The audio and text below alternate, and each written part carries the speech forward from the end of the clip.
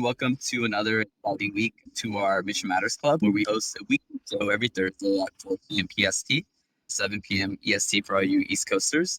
And, once a week, we put together a dialogue where we invite a lot of our authors, our podcasters, a lot of folks from our community to join us in these panels. So today's topic is on to fee or not to fee, and how much is the question. So, whether you're starting a new product or you're, platforms like Clubhouse and all this that are launching. And, when you're introducing a new product or service, how do you know how much to charge? How do you figure out what the pricing model is? And there's a lot of variables. There's a lot of things that go into that. And so that's really what we want to discuss, just high level. And so Mission Matters, just for those of you that are new to our platform, Mission Matters is a media company focused on the needs of entrepreneurs, executives, and experts. And the way that we highlight and showcase a lot of this information is through our podcast, through our books, through our medium. And so really our mission is to help amplify their stories so that we can inspire and educate future generations. And so Adam, he basically will be moderating the panel, and then he'll go through maybe one by one, allow everyone to share their story briefly, and then he'll go ahead and start the discussion. So with that, Adam, I'll pass the baton to you.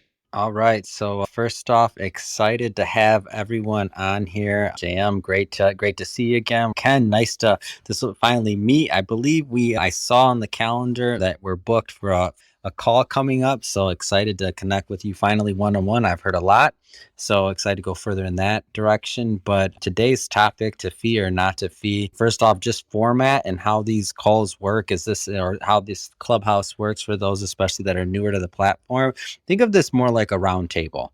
So this isn't, I may ask a question or two to keep the conversation going, and I may kick it off, but really, like, feel free to ask questions of each other. For the people in the audience that are listening to this, feel free to ask questions in the chat. And there may even be possibility to bring some people up if you have some questions and things, but this is really meant to be more a forum and a round table and a fireside chat, more so than an interview format, if you will. So that's the first thing. Second thing is when we're not talking, probably mute yourself so we can cut out the background noise, because as Chirag mentioned, this is being recorded, and we'll be distributing it on our channels and on our website, missionmatters.com. So we want to, have the highest quality audio that we can have, but that'll get us kicked off. So we'll go around the room and I ask, a minute or less, just kind of your, who you are, your background, and we'll keep it concise so that we can dive into the content, but definitely want everyone to introduce themselves. So maybe we'll start with you, Matt.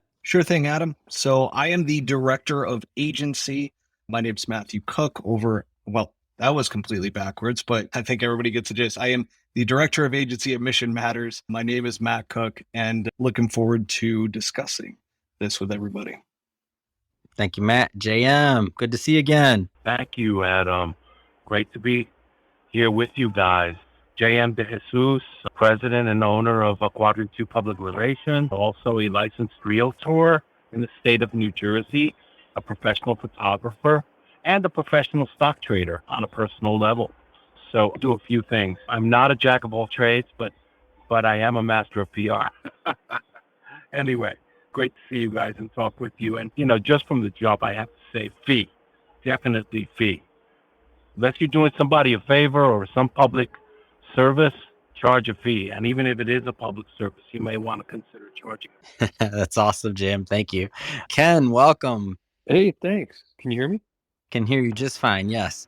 Yeah. Oh, okay. Yeah. Yes. Goldberg. I am a 35-year veteran of the investment and banking tree. Started off with big firms, Drexel Burnham, Citicorp, Merrill Private Bank, and then moved on to trade on the floor of the CBOE options exchange for a couple of years. And finally, as the day trading industry kind of got launched in the early 2000s, I opened up a business that went around and taught people how to make better decisions in their trades rather than just because it's going up, buy it, and because it's going down, sell it. So that has been my path. I've had a couple hedge funds, sold them off, and now I'm going to do a book with Adam. So that sounds fun. And I'm definitely a fee guy. The higher the fee, the more perceived value. All right. So that thank you, Ken, for that intro. And it's so funny and timely. So I mean, geez, I don't know. Today I was working quite a bit with some of our, our Facebook team and just thinking about some of the products and things that we have coming down the line and, what the fees are, where they'll come in, what part of the funnel, all that good stuff. So I guess just to broadly open up the question, and I think so far we have a unanimous fee, charge a fee. I guess as we go kind of further in that, like what can, and it's going to change, right? Product, industry, service, obviously the fees and the fees type are going to change. But I mean, at the core of all this, like we're looking at how we can add, value to the marketplace and how much we should charge and what type of fee we should charge for that particular value. So I guess taking it one step into, I'm gonna play devil's advocate here. I'm not gonna give my opinion on that one, and I'm just gonna say, like, is there? I guess I'll open it up to the floor. Like, is there a time when maybe we don't want to get into the fee side of things, and when we think maybe we want to add value without charging a fee on the front end? I'll open that. That's just, let me play the other side of that one, so it's not a one-sided conversation. So I'll throw that one out to the floor. So I think you see a lot of this in anytime someone's launching an ebook, a new course, it could be a good segue to get information. I know with a bunch of marketing campaigns that I used to run back in the day when I was a lot more actively involved on the day-to-day, the ad side or the media buying side, like we had a client, they basically did a lot of lending for their business. And so we had them write a book actually. Oh, I'm sorry. This isn't to steal on what we're doing with Peter, but basically it was a very simple ebook, built out a landing page, and then we did PPC ads. The goal was to get as many people to download that book as possible because they were doing in-person events and they wanted to invite these potential investors to those events, right? And so they didn't charge a fee to attend the event. They didn't charge a fee to download it. They just wanted to get as much data information as possible because then they were utilizing that data to find investors, prospective investors. So they kind of had a funnel set up, which was let's get as many people to download this as possible. And then we want to meet as many of these people in person. Now, what they did is they had a filtering process where once someone downloaded it, they went and they saw, is this person an investor or not? And if they were, then they would invite them to the event. And then at the event is when they would build a relationship and then they would try to ask them for money thereafter, right? So they had something that was really big that they were asking for where it did make sense to give away something that was free, in this case, a free event ticket and also that free ebook too. But I think in that situation, it does make sense to offer something that's free. I think it's a little bit different if you're doing something like a SaaS company, for example. I think a good way that they do it is usually they'll give you like the 1 week, 2 weeks that's free. And then, if you like it, then you're pretty much hooked onto their product. It's kind of like, I guess the old school way that drug dealers used to do it is usually they'll give you like a free sample to have you try it. And if you like it, then, now you're hooked. So that's the example. I think that's a great point, Chirag, to where, gathering data is certainly worth something, right? To lead them to something further. So setting up that sales funnel, that certainly makes a lot of sense to offer something of value, but there is still a cost because people are giving you information for them in order to then obviously invite them or try to upsell them to something else. Also, the other scenario which came into my head when thinking about to fee or not to fee is really starting out in a new business or a new industry. And if you're starting a new business and you don't have a lot of backing to you, you're looking for testimonials. You're looking for people to review and so forth. So whenever starting out into something, if you do offer a service for free, again, you still need to create not only value with it and you're showing that value, but in the end, you're getting something back for it. So there's still an exchange of something, right? Of value from the customer as well as from yourself. So those are the two scenarios in which I kind of look at it and go, yeah, it makes sense to either collect data or be able to get testimonials back for new product or service that you're trying to build out, or even a new company that you're starting. My experience has been that if you have a funnel management process and people to do it and a reach out team, then it's a great idea to give something away for free. But if you're a small organization, it just becomes this massive task. It depends on how big your reach is off the bat. For instance, I started writing for thestreet.com and realmoney.com in 2015 or 16 or something like that. And I wrote a couple times a week. And at the end of my piece, I had a little paragraph that said, hey, if this is the type of information you like, click here and take our free trial. And it was a real free trial. In other words, no credit card required, like just email, a little contact information, and you can try us out for a month. And my plan was to just overwhelm with value, because my ask at the end of the month was the most expensive service known to man. And the reason that I wanted to price it that way is because I didn't have the infrastructure to deal with thousands and thousands of, $19.99 a month subscribers. So I picked a number out of my head, $800 a month. And for $800 a month, you did get a month for free. And it wasn't for everyone, but the people that it was for stuck around for years. And so my cost of new acquisition was pretty low. My cost really was a couple of hours twice a week, and I put out 1,000 words on the street. People would read it. They would then come and subscribe. And throughout that month of subscription, that free thing, the free month, I'd give them massive value. The whole time, I'd have 1 or 2 reach out calls to them, which was 5 to 10 minutes each, and constantly letting them know that, in 14 more days, we hope you stick around, but this is the price. So I kind of desensitized them for the sticker shock, and it happened to work. But it only worked because of the really wide audience that the street.com allowed me to write to. And at the end of my time there, I had a trailing 12 months of 11 million page views, over 1 million a month, or almost 1 million a month. And the only reason that I can think, I'm not any smarter than anyone else. I had a much smaller company than everybody else. And the only thing that I can think of that allowed my writing to be sticky and allow that stickiness to translate into subscribers at a very high price is I followed up what I said. So I meant what I said, I documented it, and every 3 months I would go backwards exactly 90 days and I would review something I said 90 days ago. I would say, hey, 90 days ago I said this is what happened. Look, we were right. Or look, we were wrong. Or here's why we were wrong. And so people, I think, felt that they were getting service or a value that just wasn't being offered anywhere else. So that's my experience. That's very interesting. We come at this from a totally different perspective. I'm not totally different. Part of my month, part of my week is spent as a consultant to the federal government. I'm a counselor at the Small Business Development Center in the Bronx, New York at Lehman College. We provide free services and resources, and it seems many times like a really well-kept secret, even though we are SBA partners.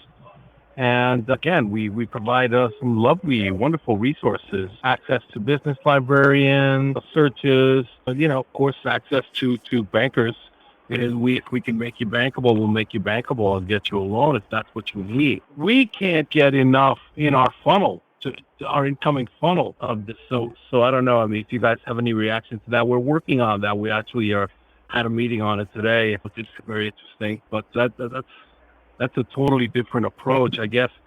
Part of the problem may be that people think that things that are free are of less value, which, I mean, in my mind, that's even more of a reason to fee. But in every case, it's not appropriate. Federal government, the SBA, basically gave a contract to the small business development centers. There are some 1,100 around the country, and they, in their own ways, went out and got individual consultants to make up their teams. I'm one of those people.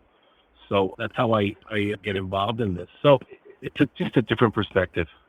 All right. So one of the things that was mentioned here, and I just kind of took notes, is, when I say, I guess I want to start pretty broad first. We don't have to get into dollars, but we can. I mean, Ken already gave an example of an offer that he had in the past, but but what do you charge? Like, and what triggered this question is kind of Matt's comment about like trying to, getting an email or collecting data, like the value in data. So, and that also led me down to think about like, okay, when things are tokenized or different ways of exchanging value for whatever it is that you're offering. So, I mean, one of the things that comes to mind on our end, like we even value engagement, right? Like likes and follows and things like that. Like there's obviously the obvious, which is the value in money, right? We know that, but like engagement has a value. Tokenizing or coins or things like that have a value. Email, data, all of these things like matter.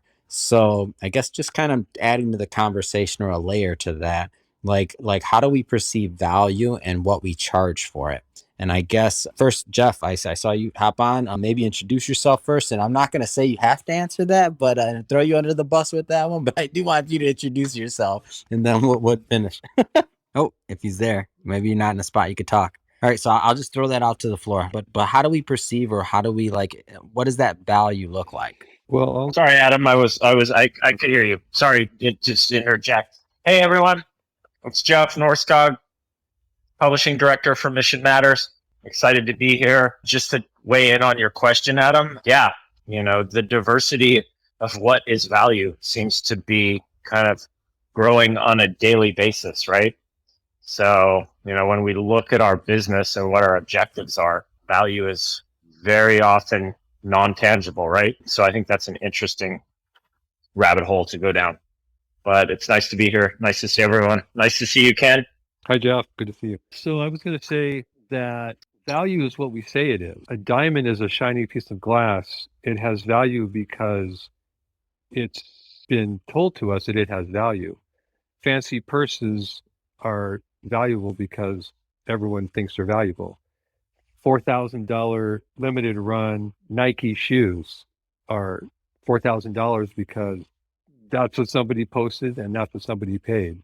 So when I created, what I thought was an outrageous number, $800 a month for my service, and this was, 7 years ago, it was that because I said it was. And if people didn't think it was worth that, then at the end of their 30-day trial, they wouldn't pay it. And if they asked for a second 30-day trial because they wanted to see more, I knew they were just trying to see if any of the things that we had been highlighting worked out. And I would say, no, you can't have that. But you can try us for $800, and if it's not worth it, then you don't have to pay a second month. So it's like the difference between a Volkswagen and a Mercedes. Both German cars, both have 4 tires, but someone pays $150,000 for one and someone pays $35,000 for another. Is it really that much different in value? It depends what the buyer values, So I think that while it's great to give away free stuff, I mean, I worked with Tony Robbins for a while and he gives away tons of free stuff. And then he gets people so addicted to the energy and the vernacular and the work that he does, and he's magical, that people sell their cars in order to show up for a $5,000 weekend, to get more value because Tony's going to be there and he's going to hug people on stage or whatever it is. So what I did in pricing, and what I still do in pricing my services, is I make an assumption based upon how a user is going to use it. So for instance, one of my services, I charge $30 a minute for one-on-one consulting. So you could just watch my 2 videos a week for $150 a month. Or you could join my private Twitter feed for $400 a month. But those are ways to follow what I'm talking about in general about the markets or specific things in the economy. But if you want to be on any meeting screen where you ask me a question and I pull it up on my screen and I explain it and I run it through the algorithms that we use, and I tell you that this is the probability ranking of an outcome that you can then bet on, and then you bet on it however you want. If you want to do that, then it's $30 a minute. And I suggest you have your questions thought about in advance. And not everybody wants to pay that, but the people that have millions of dollars and they might be questioning their own ability to make a decision and questioning maybe some of their previous decisions with big money that haven't gone well. Some of them want some armchair quarterbacking. And if you want that from me, it has to be expensive because I don't have that much time to let everybody do that. And the reason it has to be expensive is because the people that pay for it, they get instant access, no wait, a return call in 5 minutes, ready to get your answer. So it's almost like a concierge doctor. Like, do you really need to pay a doctor $5,000 just so he'll take your call? Depends how important you think your call to the doctor is. So I think this takes us down maybe the next obvious train of thought. Like, so when in what Ken just described, like that's a very, finite resource. So Ken's time and his expertise. But as we look at maybe, I don't want to use the word commoditized, but other products that maybe we can have different comparisons with, right? So we can't really compare Ken to another Ken in his example. But, if we're looking at other products or services, say marketing agent or whatever the product is, like how do we kind of look, like should we be doing market research, like what, like trial and error? Like I think you said on one of your earlier products, Ken, like way back when with the street, you basically just picked a number out of a hat or something. Maybe you didn't use those words, but you said you just picked a number.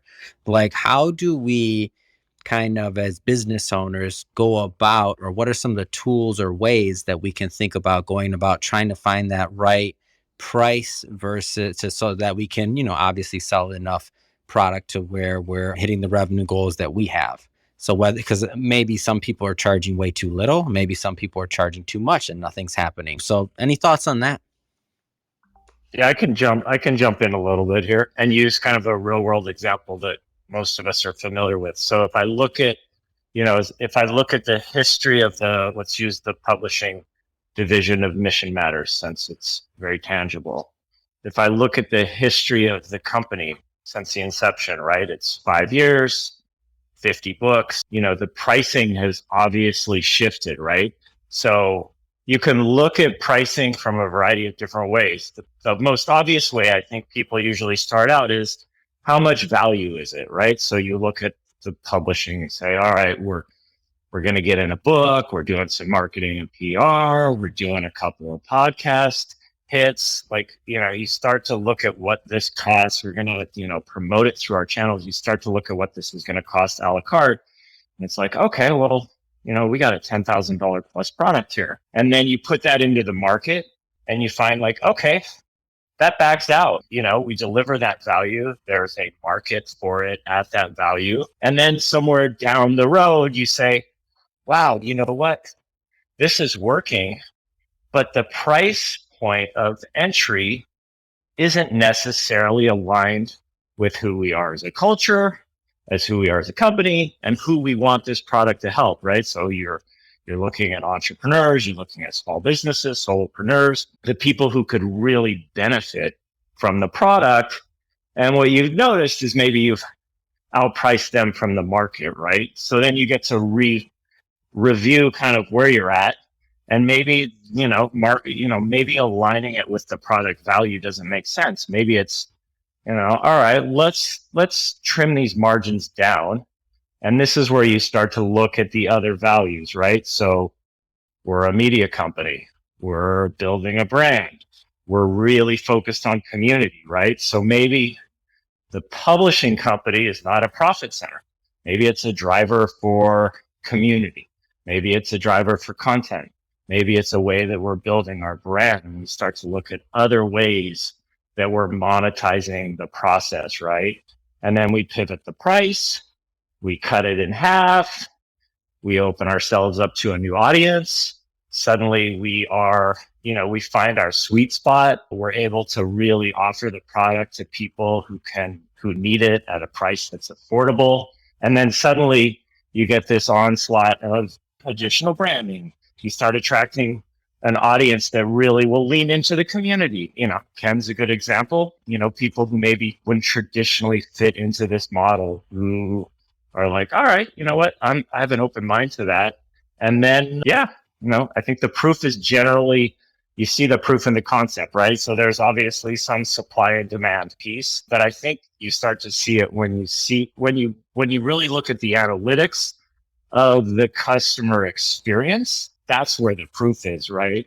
When everybody is coming back and they're happy with the results, and you feel like you're over delivering and you don't have to over promise, and people are sticking around and they're becoming part of the community, it's like, that's kind of when you start to feel like your sweet spot is. But I think, to your point, Adam, and also I think Ken, you touched on this as well, it's important to realize that there's a bunch of ambiguous value in the model. So, you don't scale, like when you're doing 3 to 4 books a year, you're really hands-on. That's not something you scale. You don't scale, that's not something that's easily scaled because, of the attention, the attention to detail and how kind of intimate the community is. So I think sometimes you have to focus on what the other value is, or you might lose track of kind of what the compass is for your kind of core corporate culture. So anyone else, like the key here is like if we're going to charge, like how much, like how are we looking at the competition? Are we looking at, like, give us some more there. Somebody else has some input on this one. What does your industry charge? Something you want to know. What are some of the players in your industry charged for the same service or product? I have in the past for different things, which is when I find something that I value, that I really like, I ask whether or not that service provider needs an investor or needs capital.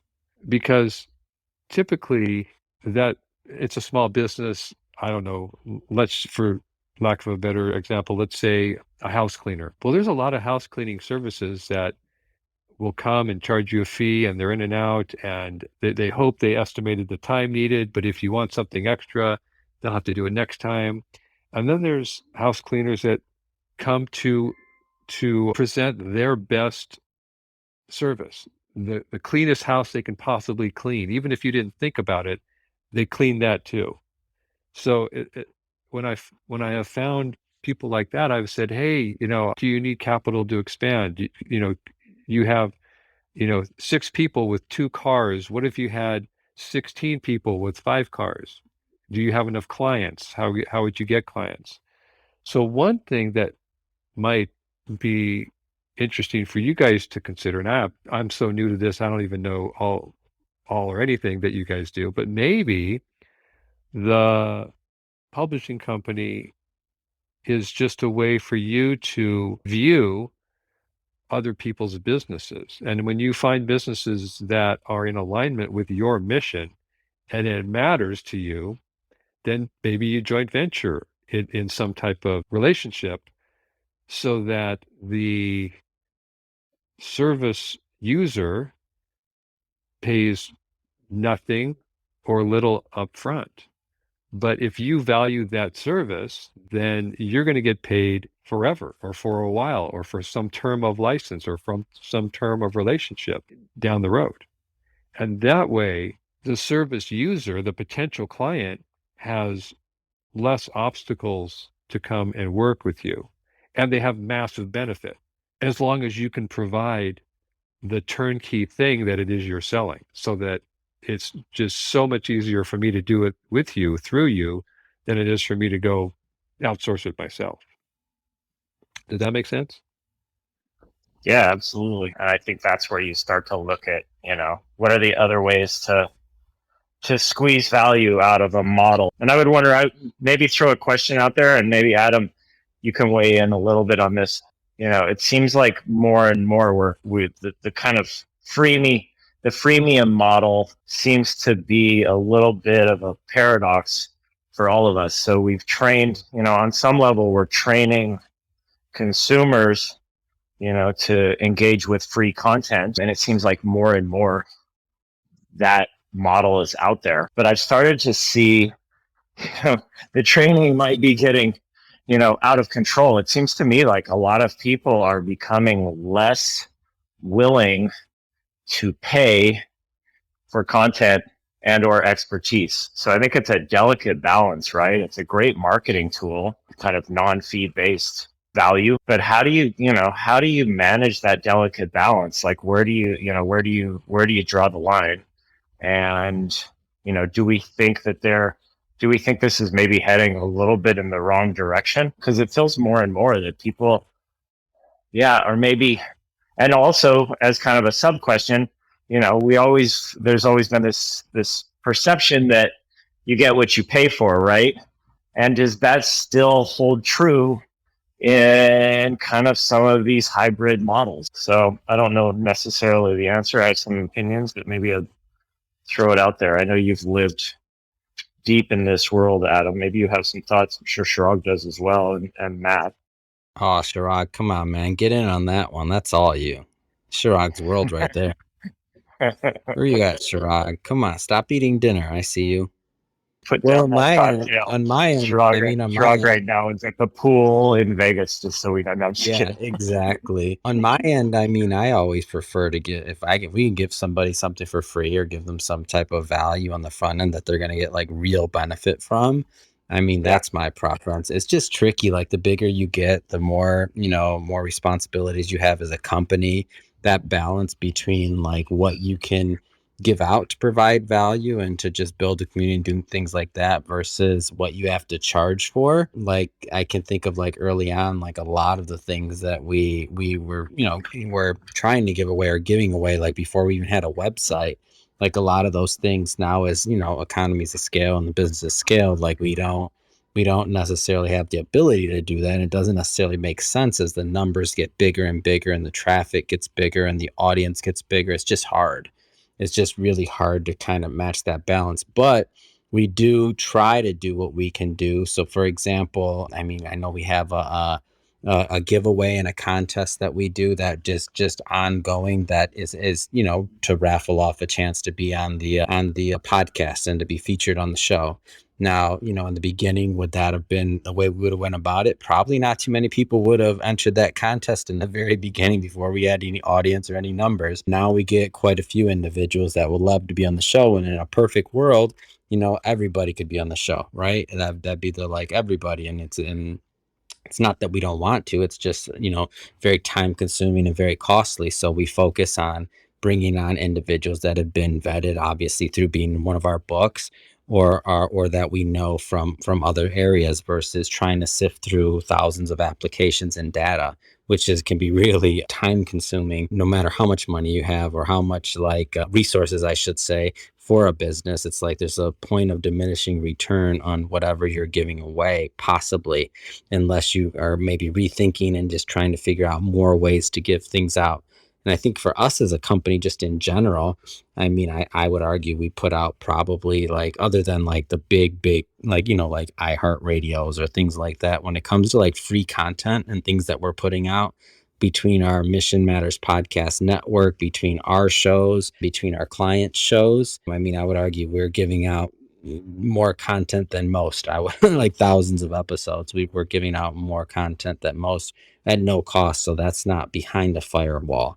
So I like to think that like the free part of it is kind of built into our model overall, but just understanding that as well, like for your everyday business owner that's not in the media business, where their business is not media or content production, like they'd have to find their balance, right, on how much they can invest in actually giving away free content or just free things in general. Yeah. Sorry, my phone ended up falling in between. Getting back from the beach. Okay, good. Playing with the hot tub there between the recliners, the cushions of the recliner. Yep. That speaks of abyss, or that void that where things fall. Anyway, I guess just to answer that question, I think it comes down to layers, and it's like a membership, right? I think this is really popular and really hot right now in the NFT community, where you see all these new NFTs launching. They call it the white list, they call it the VIP list, and then there's like general admission, right? It's kind of like, how do you know how much to charge, and like how do you give away like that free something, whether you're looking at like festivals or like a Coachella or something, right? or they have the general admission, they have the VIP. So you're creating these tiers.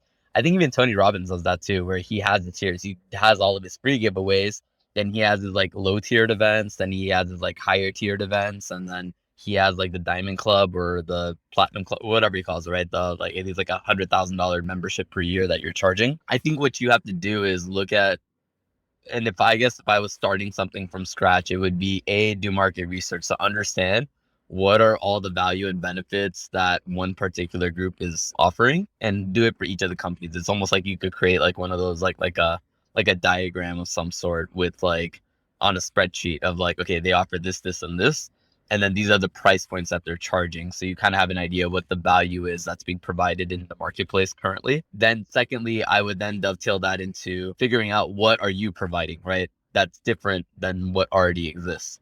Are you providing more time? Are you providing a cheaper or more affordable product? Are you providing more resources and energy versus others?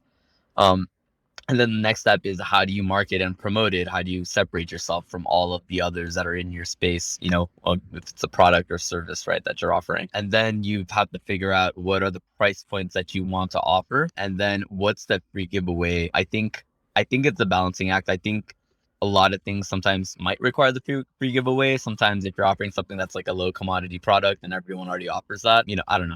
Like, I guess for all intents and purposes, because I'm looking at a gas station, right now, how do you differentiate yourself from another gas station? Well, I think price is one way that gas is not low, Chirag. Okay, it's gas not low is at not all. low right It's now. not. Come on, man, you're hurting me. It's a commoditized product though. Point being is like, how do you know if you want to go to Exxon or Chevron? Right? Because I'm looking at both right now, right? How do you know what's Since right one's place? 680 a gallon and the other Just stop. 710. I'm sorry, Chirag. You just hurt me in the heart on that one. I'm like, I filled up yesterday, and I'm like, all right, go ahead. Sorry. Sorry for interrupting. So I'm gonna But fill up my tank, or I'm gonna pay my phone bill. yeah. Point being though, like, how do you know which one to go to, right? They're both offering a similar price point. No matter what, it's a lose-lose situation because gas keeps going up. But you have to get that home, right? So it's almost like you have to separate yourself back, and that really comes down to building the community. I think that comes down to building a brand for the ones that stay, like, during all these sessions, like, are still relevant, have done a good job of just really folks, they know who they are, they work the 11 hour whatever session was. That's, it's something that they've done to kind of stick around. And yeah, so anyway, I feel like I'm rambling, but I think my point is that there is a point where you kind of have to do your market analysis and then figure out what you want to do, and then you have to market and promote it, learn along the way, and adapt. Maybe your pricing might be a little bit too high, and you do have to come down on the price. And I think it's figuring out what are the inflection points and moments where you need to make those changes accordingly. Good points. I would say one thing that's I think kind of goes against the grain, because the world, there's this kind of like, I'm tired of everybody wanting something that has value for free, and you're devaluing. Even as a someone who managed talent, I worked a lot of hours for a lot of artists, on the come. So I never got paid unless they did. So it was a lot of pre-investment work, pre-payout. I think, and this is it's kind of contrarian, but I would say, if I look back on my career historically, there's been a lot of situations where I have added value without some expectation. So, you'll hear people when you're negotiating, like, sorry, we can't really engage. I'm not going to add any value until we figure out, what the compensation is. And it's like, there's no starting point. Let's figure out how I'm getting paid, and then we can move forward. And I would say through the course of my career, that hasn't really been my trajectory. And I kind of counsel people the other direction. Now, you never want to get taken advantage of, but some of my best relationships started off in such a way that we kind of were sharing value, and it didn't have to be monetized. There didn't have to be some contractual compensation. And I think there's some fluidity to that. And I think people miss it sometimes. Like, that can be to your advantage. There's a long courting period to partnership. And if your focus is on making sure that, that there's some fee appropriated to the value from the get-go, in some cases, in a lot of cases, you will lose that opportunity. So I'm like, if somebody's like the first conversation they have with me, it's how am I going to get paid? Like they don't, from my perspective, they don't get it. So, there's an element of dating there. And I would say, a handful of my best relationships are the ones that I waited much longer than maybe it would have been advised to figure out like what it is. Because the truth is, if you're bringing real value and you have strengths and you have expertise and you are going to deliver on what you promise, then your leverage and your negotiating strength only increases the longer you're engaged with someone on any given topic. So it kind of goes, there is an approach to this kind of this freemium model on a personal level as well. And it's it's interesting kind of to break it down philosophically. All right, guys. So we normally try to keep these to about an hour or so, just because, again, we do these every week. So this is not our last one to connect. And next week, I'm sure we'll have another one that's up for programming that Chirag will talk about. But I just like to just open up the floor. Are there any other last just comments or anything else that, anybody wants to get out on this particular topic before it does kind of the wrap up? I mean, I'd like to just give a shout out to Ken. Welcome him to our community and give him some props for his posts in the Facebook community this week. I'm really hoping that collectively everyone in our community, whether it's the author community or our community at large, is going to really start to pay attention and lean into the Facebook community. It's a great place for us all to share our stories, follow everybody else's story, and really see if we can't collectively raise the amplification of everything that's going on. So thanks, Ken. And that goes out to everybody who's listening as well. Yeah, big shout out to Ken. I agree. That was a great post, and I look forward to reading more of your work in the community as well. I think it's awesome. I'd like to add as a party thought that, on a very personal level, a fee means that you're taking care of you in a very real way because you're taking care of your company's objective. If you can't do that, there may be problems initially and there may be problems down the road. So consider, your fee and what it is and charge it proudly, go for it. I'm sure you guys know that already. Just had to say that. Awesome. Thank you, Jam. All right, Chirag, do you wanna wrap it up? Yep. Yes, indeed. All right. So thank you, everyone, for tuning in. Again, we host these conversations and dialogues every Thursday at 4 p.m. PST. Next week's discussion is, again, Thursday.